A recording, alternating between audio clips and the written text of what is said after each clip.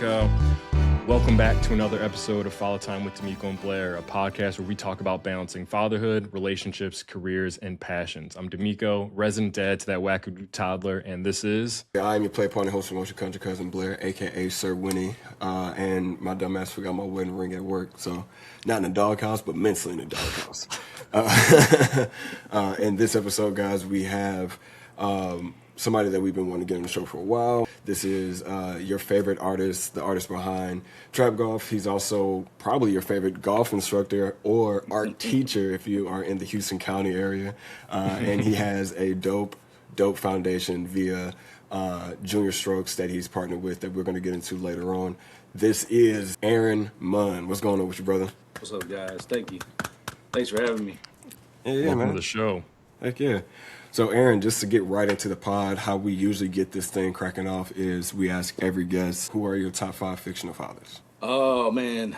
I had to run through, like, my whole life, really, growing up, watching movies and sitcoms. But I would have to say, like, going from 5 to 1, I would say number 5 would be Han Solo. And I know he wasn't really a father in the movies, but to me he was like that big brother, and I kind of looked up to that, and that figure, that whole persona that he put on, I really vibe with that. And then Mr. Miyagi, because I was a huge Karate Kid fan back in the day when I was real young. Followed that movie quite a bit, went through that whole all of them, that whole franchise, and then grew up watching Danny Tanner on Full House. Big Friday fan, so I say Mr. Jones from Friday. Mr. Willie Jones. Yeah, Yes, sir. yeah. He was on my list. That's one of my favorites. All my food. So, yeah. And then of course Dr. Huxtable, and I know that's a little controversial because of Mr. Cosby's recent history, but he was like, I was glued to that show, man. And I came from a broken home.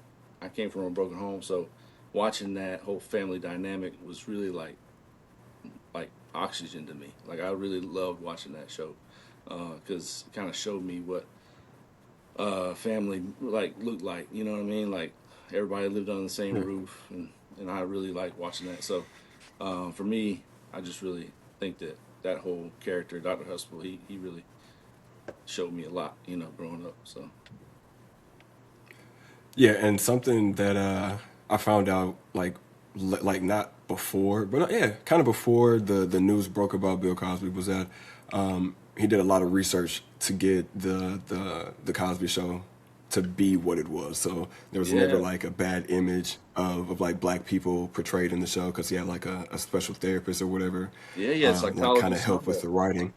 Yeah. Yeah. So it was a real good, like, I guess, feeling in a way to know that show can resonate as well as it did because it didn't actually portray black people in a negative light. So it was awesome.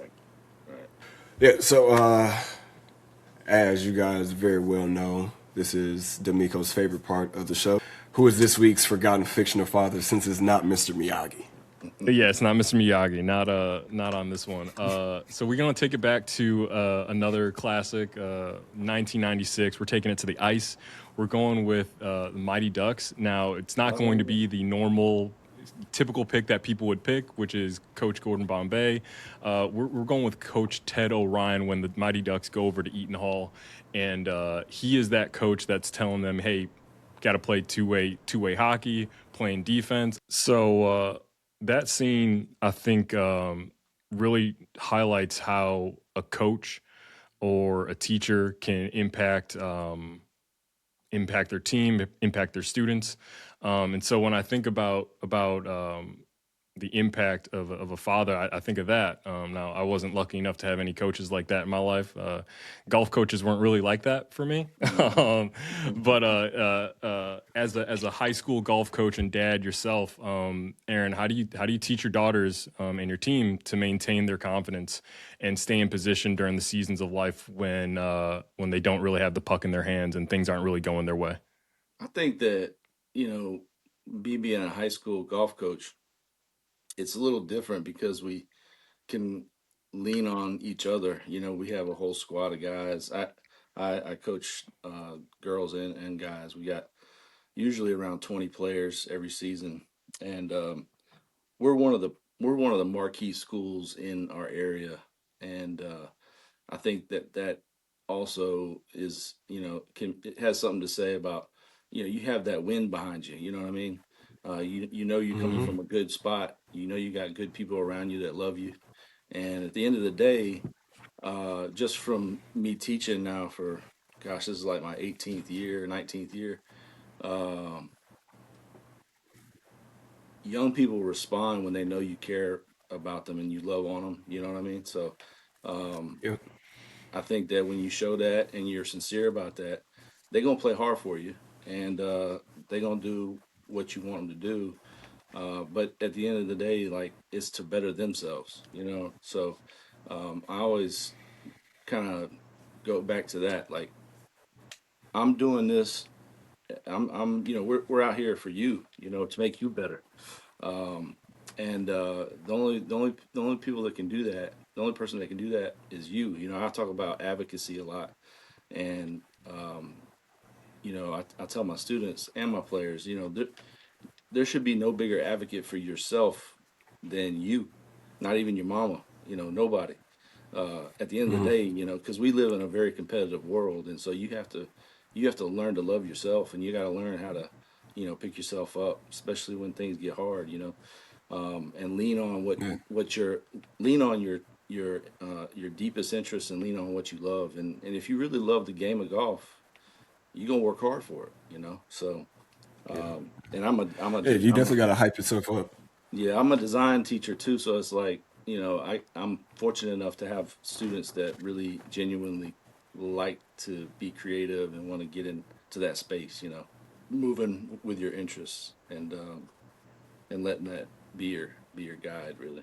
Speaking of that, it's kind of crazy that you say that because it segues right into the next question. So like, being a design teacher and being a golf coach, but also having one of, if not the, like more noticeable brands when it comes to golf, which is normally a more buttoned up, collared down, tight knit community. How do you guys think that you are able to keep that artistic edge so in the forefront inside of a traditional like legacy sport?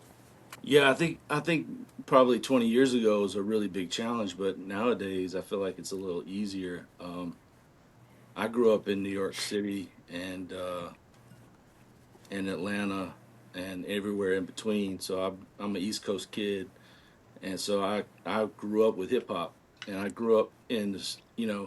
I was my landscape was the cityscape, and so as a Yeah. young kid, I was just surrounded by that culture and the graffiti and the street art, and it's kind of like part of my fabric. So it's like that's that's something that's part of me. And so when I do art and when I do design, I'm just kind of sharing you know, my fabric. I'm just extending me to the world, and I just hope that other people resonate with it or they like it.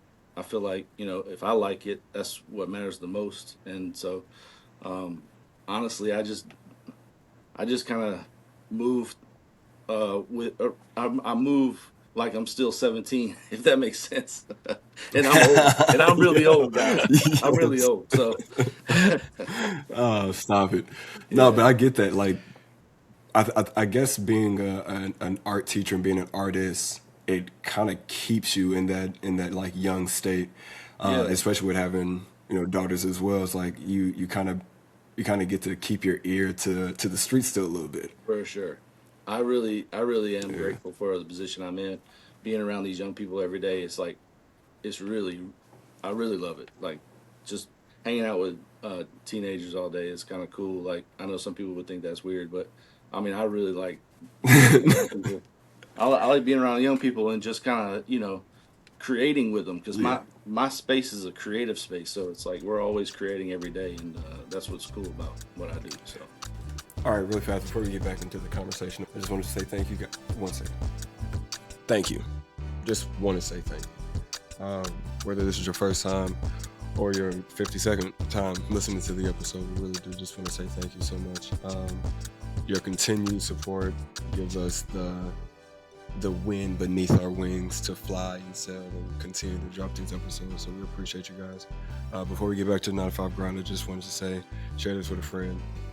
Like, share, subscribe. We appreciate you all. Peace. Kind of thinking along the lines of something that I kind of deal with is being in that 9 to 5 role while also trying to build this thing that we got here with Father Time. I know that there are a bunch of other dads and other folks out there that are feeling stuck in that 9 to 5, convinced that their creative dreams kind of die when they kind of take that 9 to 5 or when that first kid is born or something like that. As an art teacher, a muralist, a brand owner, how do you physically and mentally manage the logistics of those 3 different careers without letting the businessman kill the artist that started it all for you, Aaron? I mean, I can't say that it's easy, but I kind of compartmentalize a lot of things. I kind of in my mind, I put it in a box, and then when it's time for me to address whatever it is I need to do, I'll open that box, and I'm just going to focus on what's in that box. But as far as my day, I'm with the students, and they notice if you really like what you're doing, and they respond to that. And they, fortunately enough, mine respond positively to that. And they know the story and they know about trap golf, and a lot of them wear it around here on campus, and it's cool. But they see that I'm out here really hustling for real, like I'm really trapping for real, like I'm really doing work, and they see that, and I think that kind of motivates some of them. It probably inspires a little bit too. So that's kind of cool in itself, but. It is difficult. I'm thankful for my family. Like my wife is superwoman. She is a principal at an elementary school by day, so she um, deals with a lot at her job, and then she has to put up with my nonsense too. So shout out to her. Uh, and Shout out to the wives of the world. yeah, for real. And then my girls, I got my girls, and I'm older, so they're getting older. Like my 2 oldest ones have stepped up a lot. They've both moved back at home, and they're going to school locally here, going to college, and just having them around has been a blessing, and just kind of eases the pressure a little bit. So it's Nice. not easy. It's not easy, but we make it work. And um, I do have some part-time help. Our school has, like many high schools, they do work-based learning program where students can get a job, and it's part of their like curriculum or part of their schedule. So I've had students over the years be a part of that program, and they've helped me with trap golf and helped me, move it. So um, That's dope. that's what's cool about that. Heck yeah. Teaching the grind. Gotta Yeah, pass it Hell on. yeah. yeah. So speaking of being a father to 3 daughters, 2 of them whom are adults and one is kind of like hitting that teenage stage. Yeah. Some people would say that dads don't really have a playbook or like a guideline when it comes to being a girl dad. So like, what is one of the biggest lessons that each of your daughters have taught you about what it actually means to be like not only like a man but a father in today's world? Well, one of the biggest things I've learned to do is just be quiet, and listen. You know, just shut my mouth and just listen. That's probably the biggest lesson. Uh, Dad Jim. Right there. so, but no, it's I for me, love is love. above all things, right? So it's like I just try to be as much of a supporter as I can, and encourager of what they got going on. And at the end of the day, I'm just gonna show them as much love as I can, because that's what I would want them to have in their future partner. Supporting them with what they want to, get after. And so yeah, our family dynamic is interesting, because I'm literally the only male in my house. Even our dog is female. So uh, yeah, I'm grateful that I have a studio space outside the house that I can kind of go to and break away for a little bit, and disconnect. But it's not far, so I'm never too far away where I can't be available and be of service. So Hardly home, but always repping. yeah. Right. I think that's important.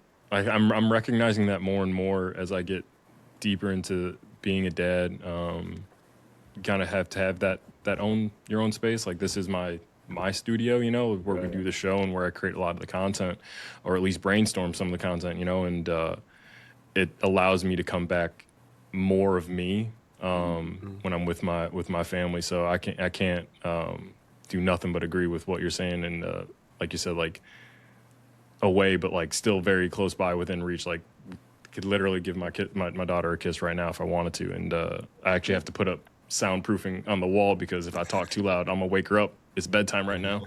Right. Yeah, I remember those days. Right. Sure. That's the beauty of, I think, the show is that I told Blair on the last week's episode. I look at him as Unc. Like, we're good. Like, we're best friends. Like, Blair's my best friend, but I look at him as Unc when it comes to this dad thing, because I ain't never done it before, and every day is a new day. And I mean, it's full on three-nager stage right now, and we're barely above water. Yeah, and I got the game from my OGs about like what it was like being a father. It was like pretty much like, hold on, nigga. Just hold on. It's gonna. Yeah, It's that's a it, man. bull. You just gotta hold on, because you never know, man, what the day's gonna bring from day to day. Especially with a daughter. Yeah. You never know. And I'm not saying that for like any other reason than like my daughter is like the smallest version of myself. Right. And I be going through shit like where I'm like, I don't know why I'm mad. And like I see it in her, I'm like, you good, bro? She's like, I'm like, ooh, me. Me. Being on the receiving end is Yeah, to be on wild. the receiving end of your bullshit is like that's another form of humbleness right there, Lord. Right. Big facts, big facts. Well, Aaron, you had mentioned your wife being a principal. I can only imagine the amount of mental fatigue and mental load that both of y'all are bringing home, being educators and administrators in a high school and in an elementary school. How do you and your wife? Really fast, Yeah. sorry. Thank you for that. Thank you to all teachers. Thank you to you guys, like thank for your time served. Thank you to Kate. Like legit, yeah. we see it going downhill. We appreciate you guys. Sorry, didn't mean to cut you off. I needed to get that off though. Shout out to you teachers. That. But yeah, how do you and your wife navigate that entrepreneurial grind that you have with your murals and with trap golf, and to ensure that like your marriage remains a priority and it's not just like another item on the long to-do list that running a family and a business can have? Yeah, we make a point of Sundays being our family time. So we'll we'll go over to my wife's parents' house, have lunch after church, and do all the things that you do with family. And we just kind of just reset. We kind of decompress, reset, and enjoy each other's time together. Obviously, we'll try as much as we can. We try to go on trips together. And then like in the mornings, early in the mornings, is kind of like our time to kind of just me and her like talking out the day, kind of navigating, all right, what's going on. And that's really I feel like it could be a short time, but it's really a valuable time to me, because like it's kind of like one of my only few adult times during the day, because I'm always with young people and she's always with young people. So it's kind of Younger people. younger Right? people. Yeah, so but she's great. You know, she grew up as a student athlete, and so did I. And she understands fully the team dynamic, and she's just a great team player. And I'm very grateful for that. So um, really couldn't do half the stuff that I do without her, honestly. Um, so she keeps everything Facts. together at the house for real. I can't. So did you guys? What's up? No, what were we gonna say? I was gonna You say I can't can't what? take any credit for like things that are great at home because she takes care of all that. You know what I mean? So Nice. I was gonna ask, like like, did you guys meet in New York State?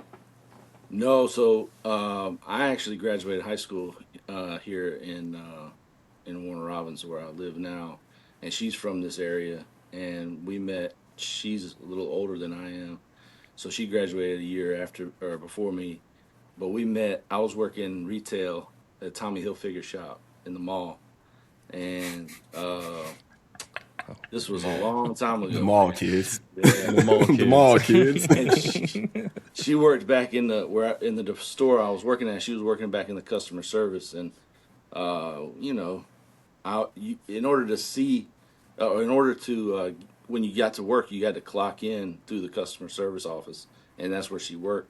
And so I'd walk by her every day, you know, seeing her, and I was like, man, this girl, man, dang. So I was like, I finally, Yup. finally got the courage to ask her out, and then the rest is history. But we've had our rough times, we've had rough patches. We actually were only married for 2 years, and then we got a divorce. And then after some time, we reconciled and we got remarried. So we were married 2.5 years, apart for 2.5 years, and then we remarried in 2004. And then in 2005, my firstborn was born in Princeton, New Jersey. We were actually living in Princeton, New Jersey at the time because I was managing a golf shop in Princeton, New Jersey. I was the manager for a big golf retailer up there. Um, and that, What golf shop? Because I lived in Princeton, New Jersey for like 5, 6 years. oh, for real? Well, That's wild. Yeah. That's wild. Yeah. in college, I went to Brooklyn College, and I started out at Parsons School of Okay. Design. I didn't like it, so I went to Brooklyn College, and I was getting my business degree there. And while I was doing my college, finishing my college, I got a job at New York Golf Center in Manhattan, and I was selling clubs. And I started out selling shoes downstairs, and then they moved me up to hard goods, and I was selling clubs upstairs. And I was there for 3.5 years. Um, and once I graduated college, the store manager was like, in Manhattan, he was like, "We're opening up a store in Princeton, well, Lawrenceville, which is right next door to Princeton, and Yeah. we're opening up a store. It's gonna be 10,000 square feet. You know, 3 hitting bays. It's gonna be really nice. Repair shop." And I was like, and he's like, "We need somebody to manage it." And I had just got my degree, so I was like, "This is a great opportunity, to stay in the business and kind of, Was you it know, off of Route get One? even deep." That's right. Yep. Yep. Right off Route 1, right Yeah. across the street from. I got my clubs regripped there. Really, 20 that's wild. 2012. I got my clubs regripped there. That's Dude, crazy. the So world yeah, is this big, dog. Right across the street from Quaker Bridge Mall. easy. Wow. Yeah. Yeah, I used That to is tear it up. wild, bro. Yeah, that's the That's Wow. funniest wild. shit. That is crazy. My daughter was born at the That's so University wild. Hospital right there. That's crazy. That That's is great. So crazy. what years were you in Princeton? '04 to '06. So just a couple years. Oh Because yeah, after a few years before me, yeah. I was just there Damn, for, that would have been crazy. yeah, That that would have would been be crazy. crazy. I was because once Anna Lee was born, my firstborn, Kelly was like, "We can't afford to live here anymore. We can't afford to raise a baby Yeah, in Princeton, New Princeton Jersey. ain't Like, cheap. Yeah, Smart not on lady. the really East expensive." Coast. Smart lady. Yeah, so we moved back down to Georgia after we had and I hated to leave that job too, because as you guys know, man, when you a manager of a golf shop, bro, you get taken to all the nice courses. You know what I mean? You get free products, Perks, all the stuff. Yeah. Perk So City. I cried. I cried for leaving that job. My wife didn't understand. I'm like, Like, I'm on Callaway staff right now. I'm on Callaway staff right now. I don't want to leave this job. yeah, that's I mean, a great segue. So I mean, Aaron, I know that Trap Golf was born in 2018 with a mission to bridge that gap and make golf cool. I mean, this week, I think you just recently made a post. You're not at the PGA show, Yeah. and you expressed that as to why. And I've seen a couple other brands talking about why they're not at the PGA show. And for Blair and I, like being kind of outsiders looking in because we're not in the golf manufacturing industry or anything like that. Right. I mean, it seems like since 2018, the industry has been flooded with that "grow the game" catchphrase, and we've seen record participation numbers and more diverse brands than ever. But from where I sit, like the game still feels incredibly gatekeepy. Like we've Yeah. been swapped, like we've just swapped that old school country club clique with a Right. new, more inclusive, clicky group that looks more diverse, but still kind of keeps those barriers high. I mean, Right. looking back at your 2018 vision, is this new look of golf actually what you believed we'd see in 2026, or is this just a fresh coat of paint on the same old gate? Honestly, when we got Trap Golf started, my whole vision was for it to reveal all the faces that you see Oh, in our country. You know what I'm saying?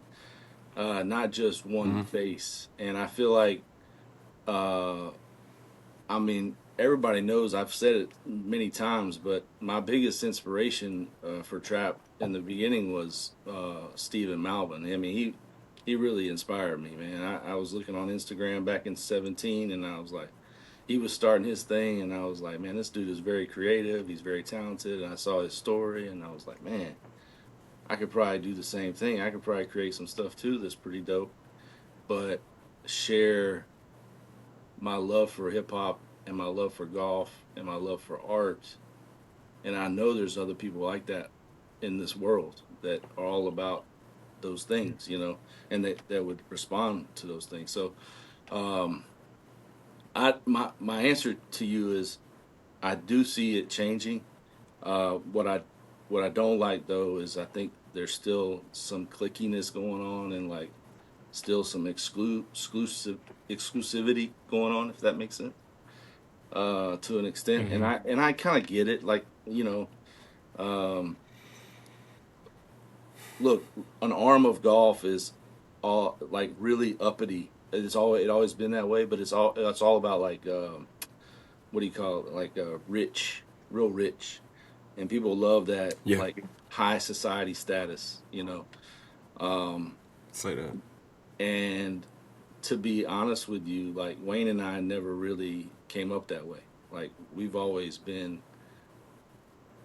just kind of like, on the corner getting lemon pepper wings, that kind of crap. You know what I mean? Like we've never been that country club scene. Like Wayne's been more than I have because he's gotten to the PGA Tour as a caddy and he grew up caddying at country clubs and stuff like that. But for me, it's all been 100% public golf courses until I got into New York Golf Center. When I was working for New York Golf Center, then I was going to Trump National and I was going to, Bethpage Black and National Golf Links and Wingfoot and all these other nice places. Um, but that was never me when I was growing up. So um, I've kind of I for me, I'm just all about like the people, the like the real people that play rec Yeah. ball, and from weekend players, they enjoy the game, they love the game, they want to play their Bluetooth speaker while they're out there playing golf, and just have a nice vibe. So um, Smoke a little something. You know what I'm yeah, saying? Yeah, yeah, just yeah, here for the just vibe. just Wear a hoodie. just be relaxed and be you. But here's the thing: there's a space for being more buttoned up and competitive. And I as a player and as a former competitive player, I appreciate that, to an extent. I feel like we still need to respect some of the traditions of the game, obviously, respect the rules and all that. And as a coach, I have to teach that. But at the end of the day, the message is come as you are and be you. You know what I mean? So Yeah. that's it, really. Yeah, it's a great thing. I mean, and coming from a guy who, like, I know De'Meco grew up playing golf. I got into it hella late. I got into it as an adult, so my view of golf walking in the door was already one of, like, I know I'm about to get looks everywhere I go. Yeah. But the courses that I frequent here in town, you get a mix. So it's like an older guy who's looking, but when you get close to him on the course, he's looking because he wants to know, like, what made you get into it? Like, how long have you been playing? One of the guys was like, hey, hop over here. Like, I'm literally on hole 8, about to hit the turn. He's like, come over here and play with us. And he's on hole 3. So he talked me into playing 3 through 8 again with him, and I ended up playing the entire round with him and his boys. And it's because, and this is no, like, fugazi, no bullshit, like, when I play golf, most of the videos I have, it's in the black trap golf, like, retro or the reflective hoodie. So I have that on, and they're like, what does that mean? And I'm like, oh, it means it's a newer brand. If they came out like this is how I found them. And they're like, is it just for, like, a younger crowd? And I was like, nah, man, like, if you trapping out here, like, get it how you live, OG. Like, ain't nobody mad at you. But it's a talking piece. And I respect those spaces that allow you to be yourself, and then they ask questions in not a judgy way, but in a more of like a how do I get into this space way. Because I played more golf, and I do have, again, my fuck golf moments. But I do play a lot of golf locally with people who are more inquisitive about this new age of golf than they are about making golf this exclusive place to live. Right. Because, again, the grow the game thing to them isn't a real thing. They just want more people to play golf with. You know what I'm saying? So it's the same, but it's different. So that's just how I see it, my 2 cents. And I don't know shit. I just be talking. I just be asking people, have you ever hustled for anything in your life? You know what I mean? Like, have you ever gotten after something that you really love? You need to trap that. If you really love something, you need to trap that. And then, of course, there's trapping the golf ball. You can't hit the ball efficiently unless you're trapping the golf ball, period. So that's another thing that, comes from, we got to trap the golf ball. And I teach that all the time with my students.